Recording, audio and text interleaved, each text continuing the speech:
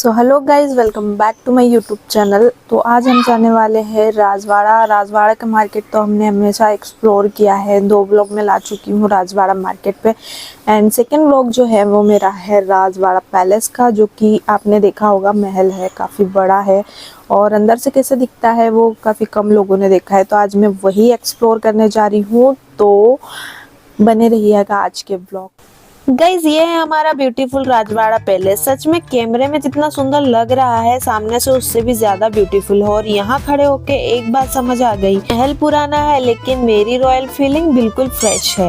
लेकिन अंदर जाते ही जो चीज सबसे पहले नोटिस हुई वो देखकर मैं भी थोड़ा सा सरप्राइज हो गई, क्योंकि यहाँ पर तो एंट्री फीस के टिकट्स कट रहे थे और मुझे लग रहा था यहाँ पे फ्री ऑफ कॉस्ट एंट्री है। खैर छोड़ो, सोचो इन्हीं सीढ़ियों से कभी अहिल्याबाई होलकर भी गुजरी होगी और आज मैं उन्हीं सीढ़ियों पे चल रही हूँ। बस फर्क इतना है कि उनके साथ राजसी ठाठ था, मेरे साथ कैमरा और थकान है।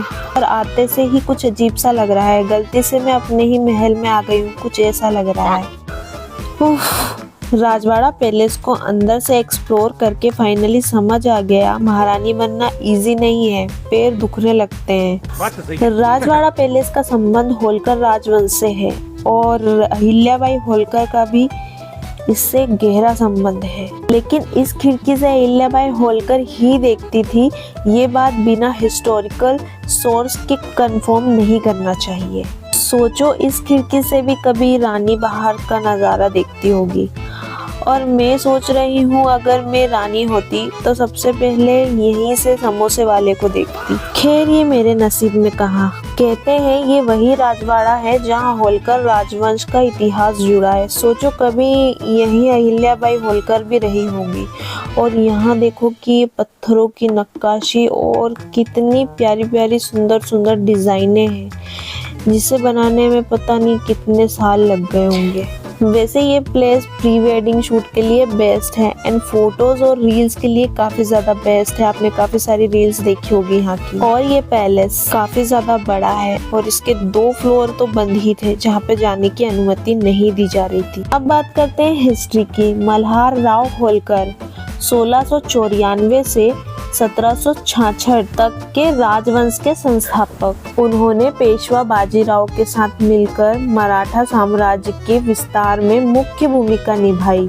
उन्हें 1733 में मालवा की सूबेदारी मिली और उन्होंने इंदौर को होलकर रियासत की राजधानी बनाया और उन्होंने ही राजवाड़ा का निर्माण शुरू करवाया था।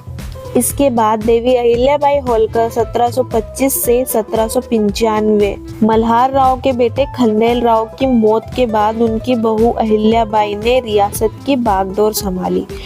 उनका काल इंदौर और पूरे देश के लिए स्वर्णिम युग माना जाता है। उन्होंने बिना किसी भेदभाव के न्यायिक और कौशल शासन किए। उन्होंने केवल इंदौर नहीं बल्कि पूरे भारत में प्रसिद्ध मंदिरों जैसे काशी विश्वनाथ, सोमनाथ, घाटों, धर्मशालाओं और तालाबों का पुनर्निर्माण करवाया। उन्होंने अपनी राजधानी महेश्वर स्थापित की। इसके बाद यशवंतराव होलकर 1776 से लेकर 1811 तक कार्यभार संभाला। ये एक महान योद्धा और कौशल मिलिट्री कमांडर थे। उन्होंने अंग्रेजों, ब्रिटिश इंडिया कंपनी को कई युद्ध में धूल चटाई। उन्हें उनकी वीरता और मिलिट्री टेक्निक्स के लिए इंडिया का नेपोलियन भी कहा जाता है। इसके बाद यशवंत राव होलकर द्वितीय 1908 से 1961 तक आधुनिक इंदौर के निर्माता रहे। के अंतिम आधिकारिक महाराजा थे। उन्होंने इंदौर में मॉडर्नाइजेशन पर ध्यान दिया, शिक्षा, इंडस्ट्रियल डिपार्टमेंट और पब्लिक इंफ्रास्ट्रक्चर को आगे बढ़ाया। इंडिपेंडेंस के बाद 1948 में उन्होंने इंदौर रियासत का भारत संघ यूनियन ऑफ इंडिया में विलय यानी कि मर्ज कर दिया। होलकर राजवंश को आज भी उनकी प्रजा हितकारी नीतियों, धार्मिक भावना और इंदौर को एक बेहतरीन शहर बनाने के योगदान के लिए याद किया जाता है। हाय, इतिहास पढ़ने आई थी लेकिन इतना सब पढ़कर लग रहा है आज पूरी इतिहास का एग्जाम ही दे दूं। वैसे अहिल्याबाई होलकर जी और होलकर राजवंश का इतिहास यहाँ से जुड़ा हुआ है, काफी इंटरेस्टिंग है। वैसे ये जगह देख के एक बात तो समझ आ रही है, उस टाइम के लोगों का टेस्ट भी रॉयल था और बजट भी। वैसे यहाँ मैं इतिहास देखने आई थी लेकिन अभी तो बस फोटो लेने का मन कर रहा है। हर कॉर्नर इतना ब्यूटीफुल है कि एक फोटो लेने जाओ तो 20 फोटोज हो जाती हैं। राजवाड़ा एक्सप्लोर करते करते तो मेरे पैर ही दर्द करने लगे। एंड ये काफ़ी ज़्यादा ब्यूटीफुल लग रहा था, ये एरिया मुझे पर्सनली पसंद आया। एंड जब भी कुछ फेस्टिवल होता है, जब इसे काफ़ी अच्छे से सजाया जाता है, फर्नीचर वगैरह जो ओल्ड होते हैं वो लगाए जाते हैं। शायद में भी ये ओपन रहा होगा, बट यहाँ पे एक नेट लगाई गई है जो कि पब्लिक की सुविधा के लिए है।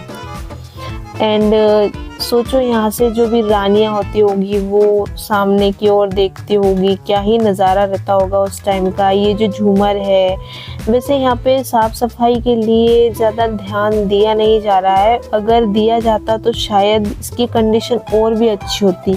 एंड इसके नीचे तलघर है, जो ये साइड में आप देख रहे हो विंडो नीचे साइड, उसके नीचे तलघर है।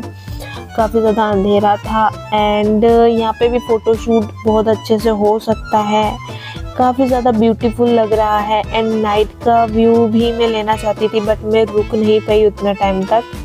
काफ़ी पब्लिक तो नहीं आती है, मे बी अगर थोड़ा टाइम होता है तो शायद लोग यहाँ विज़िट करके देखेंगे। एंड मुझे लगता है कि इसे थोड़ा सा क्लीन करने की ज़रूरत है, क्योंकि ये हमारे इतिहास की पहचान है और अहिल्याबाई होलकर जो कि हमारे लिए काफ़ी कुछ कर चुकी हैं, उनके लिए ये तो बनता है। तो वैसे ये बंद था काफ़ी टाइम से और यहाँ पे शायद काम चल रहा था, तो ज़्यादा पब्लिक यहाँ अभी आ नहीं रही है। और अभी इस टाइम पे काफ़ी ज़्यादा गर्मी पड़ रही है और काफ़ी ज़्यादा स्ट्रगल रहता है इस टाइम पे, धूप भी काफ़ी ज़्यादा पड़ रही है तो हालत भी काफ़ी ज़्यादा ख़राब हो जाती है। तो आप यहाँ अगर कभी आते हैं तो विंटर या फिर आप बारिश के टाइम पे आ सकते हैं। और इतनी सारी जानकारी मुझे भी नहीं थी, मुझे यहाँ पे आके ही मिली है और इतना सब कुछ हिस्ट्री के बारे में जानने का मौका मिला है। तो अहिल्याबाई होलकर ने हमारे लिए इतना सब कुछ किया है एंड उनके लिए एक लाइक तो आप कर ही सकते हैं इस व्लॉग पे, क्योंकि मैंने आपको इतनी सारी इन्फॉर्मेशन दी है जो कि शायद आपको भी कम ही पता होगी। कैसा लगा? आई होप कि आज का व्लॉग अच्छा लगा होगा, तो कमेंट्स करके ज़रूर बताइएगा। एंड अगर आपने मेरे व्लॉग को लाइक नहीं किया तो लाइक कीजिएगा एंड अपने दोस्तों के साथ भी शेयर कीजिएगा। एंड चैनल को सब्सक्राइब नहीं किया तो प्लीज़ सब्सक्राइब कर लीजिए। Thank you, bye bye.